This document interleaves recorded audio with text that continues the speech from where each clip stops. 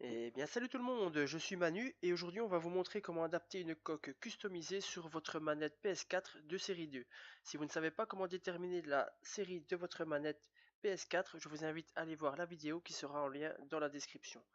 Donc dans un premier temps, vous retirez les 4 vis cruciformes qui se trouvent à l'arrière de votre manette, à savoir que le tournevis est fourni avec les coques.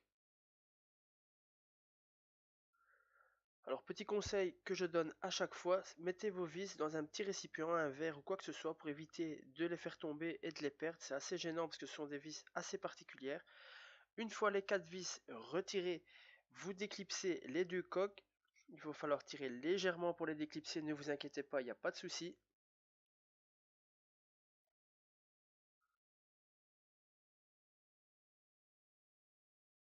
Ensuite, vous retirez la languette de la lampe LED qui se trouve à l'arrière de votre manette. Vous retirez la batterie qui est dans un socle posé. Vous la retirez tout simplement, vous dévissez la vis qui se trouve au centre de ce socle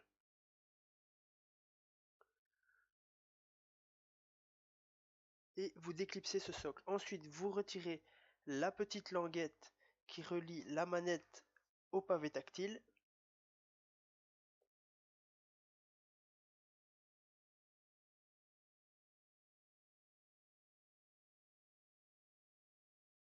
Et vous avez déjà votre coque avant qui est désolidarisée du reste de la manette.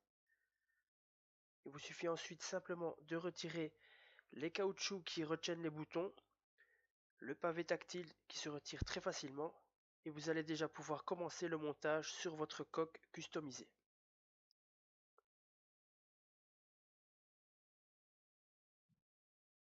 Vous replacez vos boutons directement, ce qui vous évite de vous tromper.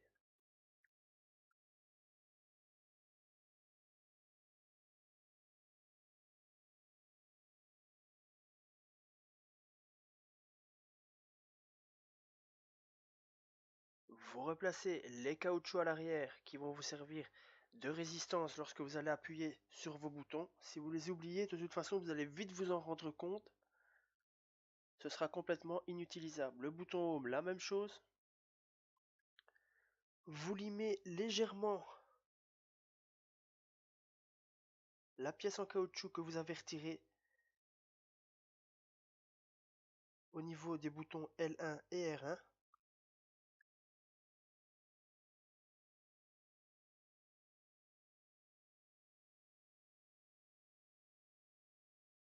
Et vous la replacez. Ensuite, vous déclipsez le pavé tactile et vous le replacez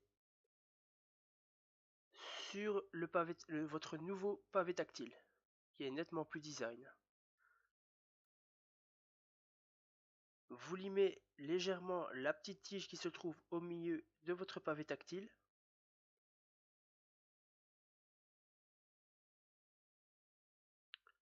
Et vous la replacez.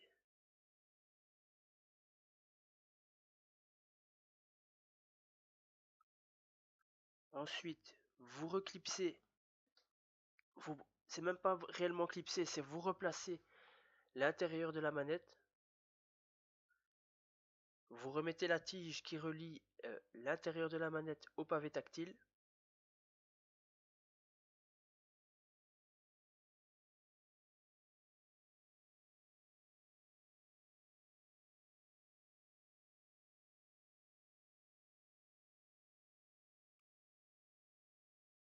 Vérifiez bien que la tige est dans le bon sens comme sur l'image.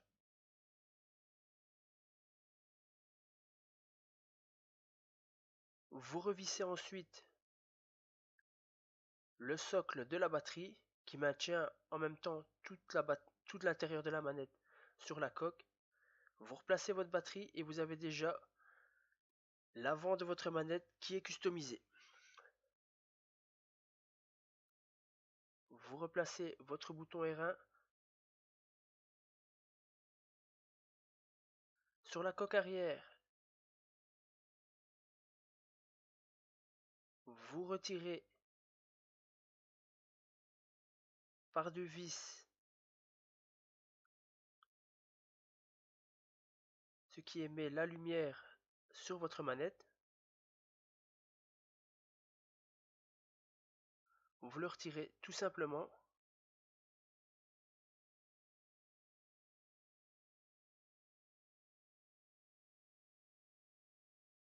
Et là, vous allez devoir effectuer une petite manipulation en retirant cette petite tige avec un cutter et vous replacez votre LED sur votre nouvelle coque. On remet bien les deux vis.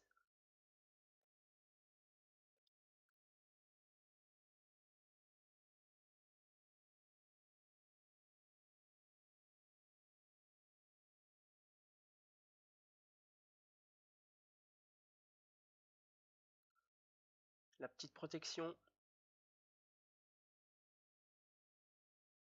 On reclipse.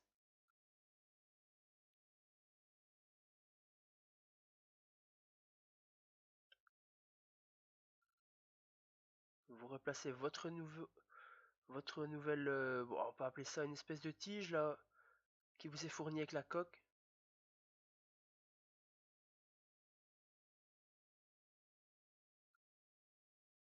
Vous replacez les deux vis que vous avez retirées tout à l'heure.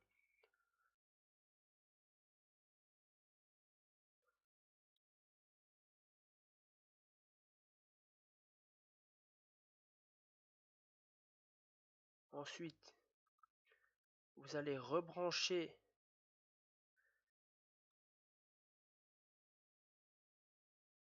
l'élément